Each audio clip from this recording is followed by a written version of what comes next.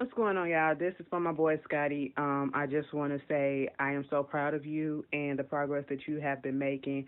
I see that you're trying to be a little bit more consistent on this YouTube thing, and I know that life has been throwing you curveballs here and there, but you still trying to make time to be on YouTube. You reach over 14,000 subscribers, and I always say that you should be at more, but like I said, I know life gets in the way. I feel as though you're one of the realest and one of the rawest people on here with your emotions and with your opinions. And I love the fact that there's a lot of stuff on your channel. You're not just doing reviews, you're doing testimonies, you're doing bitch, are you serious? I love that one, for real, for real. And I just say stay a little bit more consistent and you'll get a little bit further. Don't let nobody else knock you down, okay? Just keep on going.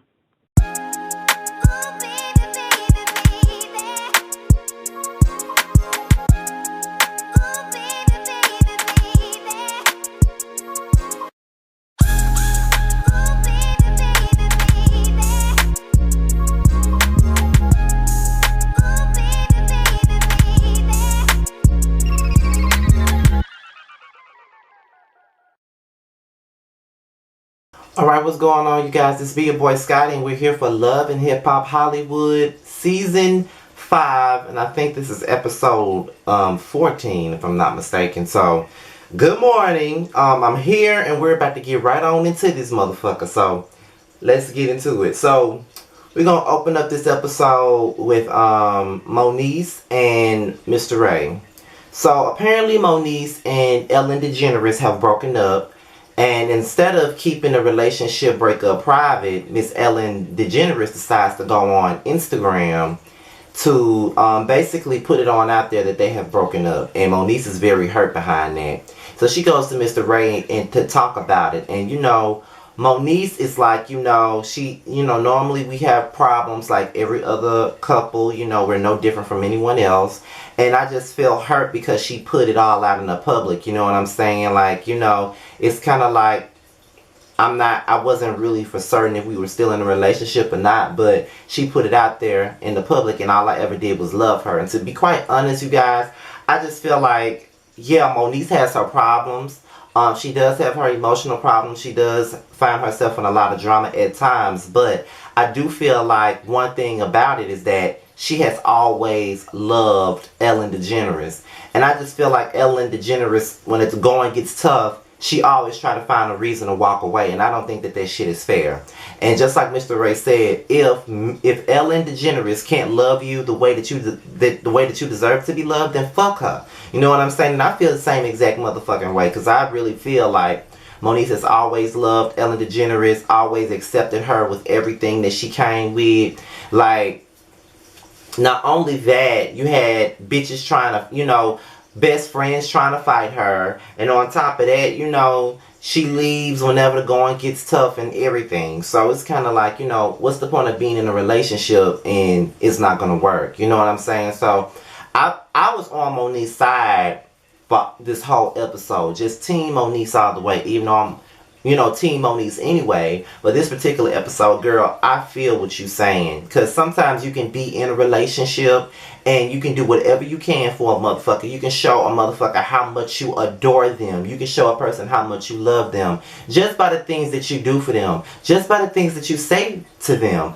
Just by your actions, period. And no, everything's not going to be perfect in a relationship. You know what I'm saying? Like, everything ain't going to be perfect. Everything is not going to be peachy cream. Because that's not reality. It's not reality if everything is always perfect, because that's just not real. But you're gonna have your ups and downs in a relationship, and some people fail to realize that, and they try to run away the second they find out that the shit ain't perfect. And I don't think that's cool. So, we get into Akbar and I love the bitches. And Sharda is pretty much upset because, she saw the video of Teairra with Akbar. And baby, I remember that video when it came out. And see, the thing of it is, they made sure to edit anything that had anything to do with Milan in the motherfucking video. And so it's kind of like, and like I said on one of my last videos, I said, I really wish they would bring Milan back just for this. Because he is the one with all of the tea about this whole Teairra Marie situation. He honestly is. And, you know, it's like they're just trying to scramble some shit up to keep the storyline going. But Sade doesn't appreciate the fact that Teairra is meeting with Akbar when she got a whole lawsuit against him, you know what I'm saying? Still going out fucking him, still doing this, still doing that. And it's kind of like, this whole I love the bitches dynamic is too confusing to me. Because I don't know if Sade's supposed to be okay with Akbar fucking Teairra or not. Because, you know, she says that this is a situation that they do together. So, how does the situation move? You get what I'm saying? Like, I don't even understand what y'all doing here. Like, I don't. And it's just ridiculous to me. And, you know, the Electric girl is always fucking defensive. And Sade don't like her. And Sade don't want to fuck with her. And, you know, she doesn't know why she's here. And Akbar said, well, she got my back. And if she got my back, she got your back too. You know what I'm saying? I'm like, what type of world is this? Like, what type of women, you know, put themselves in a situation like this and they agree with it and they like it? Who does some shit like that? I don't understand. And then, you know what I'm saying? We talked about Mimi, Stevie J, and Jocelyn. This shit is cranked. This shit is just cranked up to the fullest. Like, they even worse than Tara, Peter, and Amina. Like, that's how bad it is. I don't understand this at all. Like, this is crazy. And the fact that women are sitting here allowing themselves to be in a whole group of bitches and watch them and agree to share their man with two other women is ridiculous to me. Girl, Sade, what type of woman are you? Like, I hope you don't have any daughters, because if you do, you stupid as hell, and you're showing her that it's okay to be a dumb bitch that's in love and is willing to share dick and diseases and everything else that comes with it. Sade, get a grip, some self-esteem, and get a motherfucking life, because really. And you are beautiful. Like, you are a beautiful woman. Out of all of Akbar's women, I feel like you're the most cutest one out of all of them. And you don't really deserve to be in this situation. And I'm not saying that you don't deserve to be in it just because you're pretty. It's just something about you that makes me feel like you don't even belong in this type of thing. And you are married to him, and you're allowing your marriage to be imposed by other women. Who does that? So here we go with the love and hip hop storyline shenanigans. Teairra meets up with Rockstar. Now apparently Rockstar was cool with the cousin of Teairra's from the hood back in the day. Really? And y'all just now filming towards the end of the season? Okay. Alright. So, he says that the cousin told him to, you know, go look out for Teairra, you know, handle that situation for him. So basically, I don't like Rockstar, but everything that he was asking Teairra was everything that I wanted to know too. It's like, how you got a lawsuit against this man and you still fucking him? How you got a lawsuit against this man and you still meeting up with him? If you got a lawsuit against this man, how come you going on trips with him? And Teairra kept saying it's because he has amazing dick. But it's like, it's just more than about the amazing dick, because of course he has amazing dick. That's why all of y'all being stupid. However, I just feel like at the end of it all, you're making yourself look like a complete liar. Like, it's so many holes in your story, and I'm not here to victim shame, but you're clearly lying about this whole situation. You are. I just feel like you're trying to find you a way to explain it, and you can't find a way to explain it, so you're sitting up here lying about it. And I just think that that's ridiculous, Teairra. And, you know, I saw a comment on one of my last Love and Hip Hop Hollywood videos, and it was basically them saying that it's kind of sad to see me turning against Teairra after all these years of rooting for her. And yeah, it is sad, because I never thought that I would be feeling this way about Teairra, but she has made herself a complete joke, and it's indefensible. Like, I can't defend it at all, because I was rooting for Teairra, mainly because I was a fan of her music before this show. You know what I'm saying? Just like I was a fan of K. Michelle's music before this show. Just like I was a fan of Olivia and her music before this show. But the difference between K. Michelle, Olivia, and Teairra Marie is that K. Michelle came on this platform and got herself together and got her music career popping. Olivia is just as talented as K. Michelle, but didn't do anything with her music career. Teairra, just as talented as K. Michelle, and didn't do anything with her music career. All she's ever done on this show was get drunk, get with man after man, and now she's getting motherfucking ice cream melted on her damn face by a whole man. Like, I don't understand her. Like, she's making herself look like a joke. And it's hard to root for someone like that. And not only is she making herself look like a joke, but she's turning on her friends. And it's just ridiculous. So, no, there's no rooting value in Teairra at this point. And if that's sad, then oh well. But I can't fuck with her. She's ridiculous. Marcus and Brooke, they meet up. And, you know, Brooke was like, you know, it's been drama after drama after drama. Even though I've started all of the drama. But I'm glad to be with my man so I can get away from all the drama that I fucking started. So, you know, Marcus was basically telling Brooke about, you know, Lucci and Rockstar, and how, you know, Rockstar came for him about this whole thing with him telling, you know, A1 what the fuck he said. You know, I don't give a fuck what nobody say. Marcus may have his faults, but I love Marcus. Marcus is probably my favorite male person on this motherfucking show, because I just feel like he keeps it all the way 100. He's loyal, and that's just what it is. When he with you, he with you. But with all this stuff that Rockstar got going on, he does not want Brooke to be fucking with him. Basically, doesn't want Brooke to be fucking with him at all. He don't want her to be in the studio with him. He just want her to steer clear of him because he's messy, but he don't realize that his woman messy as fuck too. So Brooke can't take the fact that he's trying to control the situation. I don't think he's trying to control the situation. I just don't think that he feels comfortable working with you, because why would he? I mean, he was sitting up in the studio working with Lyrica, pretending to be a good friend to her, and he turned around and said he was smashing her. So do you want to go to the studio with him, and then he turned around and said that he fucking you and caused problems between you and Marcus after all the fighting that you did to get with his ass? You know what I'm saying? But Marcus was like, Marcus wasn't playing with Brooke, but you know, Brooke gonna go out and do what the fuck she wanna do. She is the worst type of female. Like, I'm not saying you got to listen to, I'm not saying that you have to follow rules, but I mean, it's a reason why the man don't want you to work with him. It's obviously a reason, because he full of shit. You know what I'm saying? Like, and what type of hits is he making? Because I've never known not one person that worked with him. Rockstar, he's on this whole mission with Teairra, trying to have her back in this whole situation ever so suddenly. So he goes to Ray J to, you know, get some advice from him about how to handle it. Now, what I did not like about Ray J is that he said that they were fucking around for years as if their relationship just never mattered. And I'm like, Ray J, really? So you still gonna sit up here and try to deny the fact that you was in a real relationship with Teairra Marie? Okay, right, Ray J, whatever. But he did say, when we were together, it was a horrible time. And it was toxic, and we just wasn't good for each other. So I left the relationship. And Princess made me better. So I found somebody that could make me better. But Teairra, on the other hand, did not find anyone to make her better. And that's all true. Teairra, all Teairra wanted was Ray J. That's all she ever wanted was Ray J. But at the end of it all, you know what I'm saying, when she left him, it's like she went on a downward spiral. Her music was never the focus anymore. She got with Cisco, and now she got with Ike Turner. Now she's in a whole crew called I Love the Bitches, and she's sitting up here leaking sex tapes. And he was saying, you know, even though he said that ridiculous ass remark about them just sleeping around for years, he did not just go the fuck in on her and make her have to be a negative person.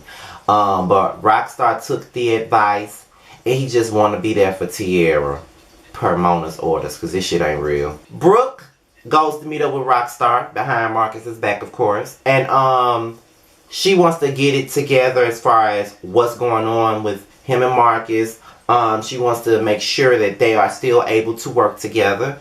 And, you know, Rockstar was like, you know, why do you need to listen to your man? You know what I'm saying? Like, he don't run nothing. He don't run shit. You know, you should be able to work with whomever the fuck you want to work with. You know, Moniece passed the fuck out. I got this record. You need to cut the motherfucking record. And so Brooke was like, well, I don't know, because, you know, my man telling me not to work with you. You know what I'm saying? And I just don't want to do anything to jeopardize that and all of that. But he convinced her to get her ass in the booth to cut the damn record. And, of course, her dumb ass went in the studio and cut the fucking record. And she keep talking about how she don't want she don't want Marcus to have a reason not to trust her. Like, she doesn't like it when he don't trust her. But baby, you was out here kissing Booby just last season. Why would he trust you? And now you out here doing some shit with Rockstar that he told you not to do. And you, like, girl, do you not see what you're doing? You making yourself look stupid and untrustworthy. But you know, you already not trustworthy anyway. So girl, I mean, whatever. Anymore. Next thing you know, Moniece pops up at the house and it looks like Ellen DeGeneres is shocked. He said, well, this time it's not a lady in lingerie coming down the steps. So at this point, it's pretty clear that Fizz and Ellen DeGeneres have a camaraderie, which is fine. But my thing with Ellen DeGeneres is that I don't like the way she tries to portray Moniece. I feel like Ellen DeGeneres thinks that she's above Moniece, and she thinks that Moniece doesn't deserve her. And I just don't think that that's the case. Because Ellen DeGeneres has found herself to be disloyal a lot of the times. Because just last season, she knew that Moniece had a problem with Alexa Scott. But she was all at the club with Zell letting Alexa Scott put her ran through pussy on her. You know what I'm saying? And you knew that this woman had an issue with your woman. So you want to sit up here and talk about all the mess that Moniece is in, all the Instagram drama that she's in, and all of this other crap that you're talking about. But you act like you ain't had a moment of being disloyal. And on top of that, you want to end the relationship with Cam, with Moniece, but you want to continue your relationship with her son when you're not her son's stepmother. Period. You're just Moniece's girlfriend. I get that you care about Cam, but once the relationship with Moniece is over, so is the relationship with her son. It's not gonna keep going, bitch. On top of that, you know what I'm saying? Moniece said, well, with our relationship being over, your relationship with Cam is done too. And just like Fizz said, you know, I get that you care about Cam, and I love the fact that you have a relationship with Cam. But if your relationship with Moniece is done, so is your relationship with Cam. Because I've been dating bitches ever since Cam was born. And none of them are in Cam's life.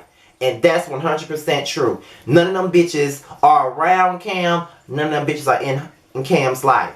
So if you're not going to be with Moniece, you can't have a relationship with her son. And that's just what it is. Like, fuck that, Ellen. Like, who the fuck do you think you are, bitch? Seriously. You always come up with all these cockamamie ass excuses to break up with this bitch, and you already knew how the fuck she was when you got with her. Girl, bye, okay? I'm over you in your grandstanding, bitch.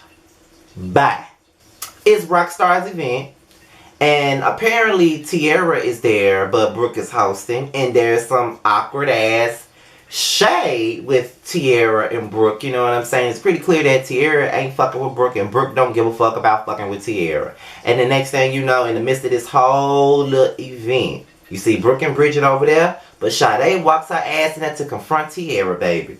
And the mess is here. In the words of Rashida Frost, when she was talking about Carly Red, the mess is here. The messy bitch is here. That's what it is. Sade straight up embarrassed Teairra. She said, you got a lawsuit against my nigga, but you fucking him.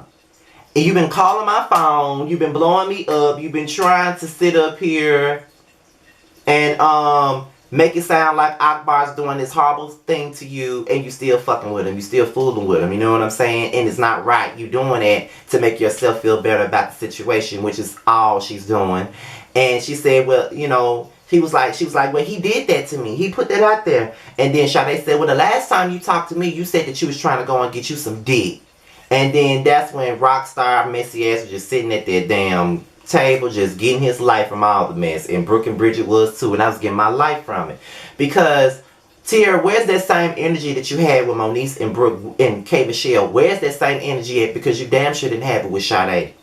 Where was it? So are you about what you talking about for real, or are you just selective with who you about that life with? Because you didn't have that same energy with fucking Sade.